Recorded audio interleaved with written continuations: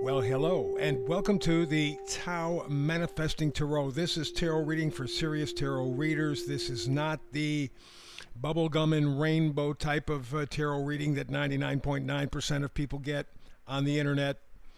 This is serious tarot reading, and the reason is this tarot is serious. And I know there are people out there who go, man, it's boogie boogie stuff. No, it's not. And if you think so, you need to do your homework. Tarot is the science of potential because tarot talks about energy, frequency. It's like when you take a look at the list of chemicals, periodic table, I think it's called. Each of them is assigned a number. Think of that number as a frequency. Life is frequency. Life is energy. Energy is frequency. Frequency is energy. It all kind of works together. And so tarot is the science of potential. I have a pretty good idea about this because I've been doing tarot for over 20 years, astrology for over 50. And astrology is the science of cycles. That is scientific. I'm not going to get into it today. I talk about it quite a bit, and I'll probably talk about it again in the future. But there is a science to astrology. Absolutely. Same thing in the same way with tarot.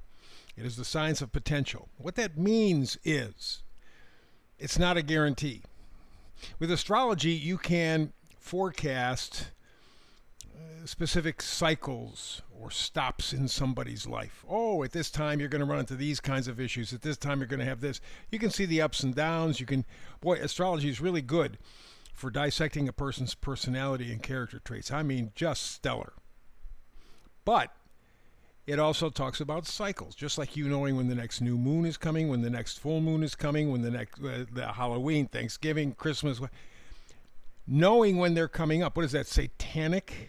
No, it's knowing cycles. Now, you can have a satanic person use this, and you got bad things. But astrology is cycles. Potential is tarot.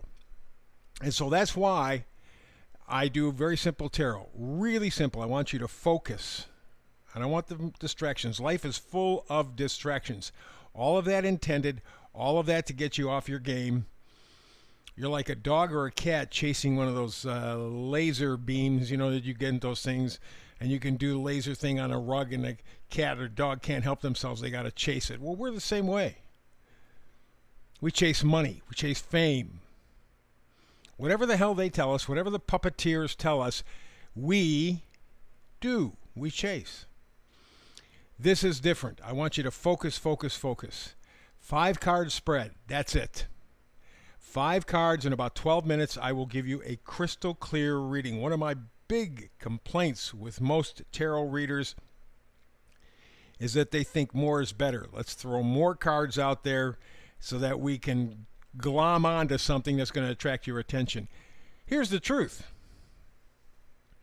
If you got 100 people doing an astrological reading, a tarot reading, numerological reading, or anything, if you get 20% of that 100, man, you're doing pretty damn good. The other 80%, it just goes over their head. It doesn't resonate. It's the same thing with the readings. So if it doesn't resonate today, don't worry about it. There's tomorrow, there's next week, next month, whatever. Your frequency will match up with the frequency of the tarot reading at some point down the road, if not today. When it does, don't second guess yourself. Get up off your ass and do something. The door's open for you. The resonating is the clue, okay? So today, as every day, 5 cards, very simple, 12 minutes, and you will know crystal clearly what the message is. You don't have to guess. The whole thing to this tarot reading is to be clean, to be efficient, to be focused. We start with the middle card. It's the Oracle card. It sets the mood for the reading, and today it's serendipity. Serendipity. Good luck. All right. Number up in the right-hand corner is 18. 1 and 8. 1 means starting. 8 means manifesting. You put the two together, 1 and 8 are 9. You are wrapping up something in order to prepare for something else. And if you take a look at your life, most people intuitively feel there's something coming to an end and something else beginning. Is that beginning going to be good or bad? It depends on us. We're going to sit like sheep, or are we going to get involved? Is the ending going to be tough? Yeah, I think the ending is going to be really rough. But we can use that to springboard, to inspire us to grab ourselves by our fat ass and do something positive so that the new beginning will be positive. This is a chance to redo.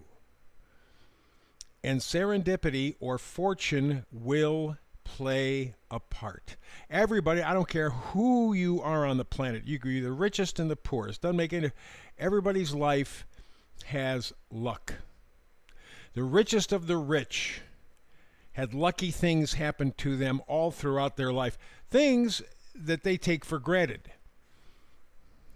Because every rich bastard always pats themselves on the back, almost breaks their arm, telling us how wonderful they are. Well, they're not. They were lucky. They had a series of breaks where certain doors were open to them that weren't open to everybody else. That's okay. That's again, go back to the astrology. There are 12 houses. There are 9 or 10 planets. There are all kinds of combinations of things. Life is a crapshoot. It's what it is. It's a roll of the dice. Some people get the good stuff. Some people get the bad stuff. Most people have a combination of. But everybody gets it. Doesn't make any difference. I don't care how rich you are, how poor you are. Life is sitting at the roulette wheel. And how it spins will determine what your life is like. Now, you can make it better or worse. That's where your free will comes in. So there is an element of luck. And yes, we are coming to an end so that we can begin again. But that transition is going to be tough. Hence the card all the way to the left, the Tower card. People worry about the Tower card, and I understand why. It disrupts. People are creatures of habit. Even if their habit is killing them, beating them up, leaving them bruised, battered, and beaten, doesn't make any difference. This is what I'm used to. Better the devil you know than the one that you don't. That kind of thinking. But the Tower card is a sudden change. It's a wake-up call. It's an upheaval.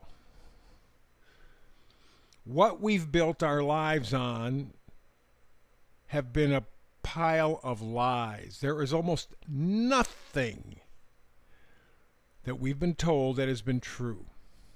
Oh, there's one element that they can hang on. But the storyline around that one element, that one truth, is all fabricated. It's all bullshit. It's just to control you. And to come to that realization for most people is earth-shaking. It was for me when it happened to me years ago. To realize, whew. And then 4 years ago, it was crystal clear. It was crystal clear. We're in trouble. They're out to get us. So we are coming to that point where you are beginning to see all the warts and moles and cancers and all that stuff, and it's an unpleasant sight.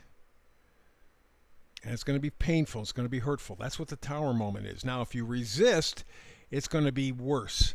If you embrace the change, if you use the energy of the Tower, it's a wake-up call. Then you can lead a much better life. You can get to that 10 of Cups. Hey, it may not be a perfect life. Life is not perfect. Remember, life is a 4-letter word. But it can be a hell of a lot better. You can have, like the cups, you can have love in your life. You begin with loving and respecting yourself. Not narcissism, not talking that. Talking about a positive, honest evaluation of yourself and appreciation. Gratitude for what you have.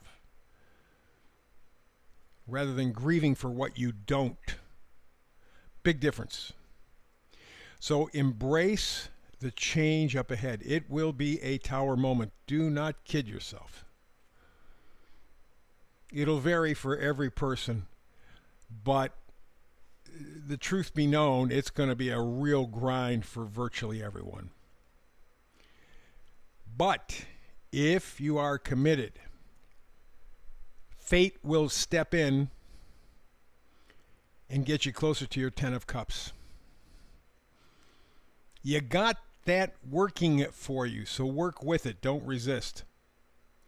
Final two cards on the right side are swords cards. First, the Knight of Swords. Knights always bring gifts. The Knight of Swords is bringing the gift of intelligence, the gift of awareness, the gift of knowledge, being incisive. Yes, I get it, I understand it, I know what I have to do in doing it. And then, of course, the final is the Ten of Swords. And you see that's a rather gruesome picture, but that's what it's going to take. Everything that you have built your life on in terms of foundational beliefs has been a lie. History has been one big lie after another, after another, after another. We have all been propagandized, manipulated, abused, and we didn't even really fully know it. Or didn't accept the fact, recognize it. The meme for today says, when you don't listen to your spirit, you're going to have to learn through circumstance. That's really the Tower card. Are you going to embrace the sudden change? Are you going to say, look, what I'm going through right now is crap, and it's crap for everybody. I'm going to embrace change, but I'm going to go through intelligently. I'm going to get involved. I'm going to be active. I'm going to be a participant, not a victim. That's the big choice. But realize that fate is on your side. You got that positive roll going for you. Take advantage. Because if you don't listen to your spirit, you learn through circumstances. Trust your luck. Serendipity's knocking at the door. Not going to be easy, but you got it working in your favor. Make the most of it. That's the reading for today. Back again tomorrow with another Tao Manifested reading. Between now and the next time we get together, peace and blessings.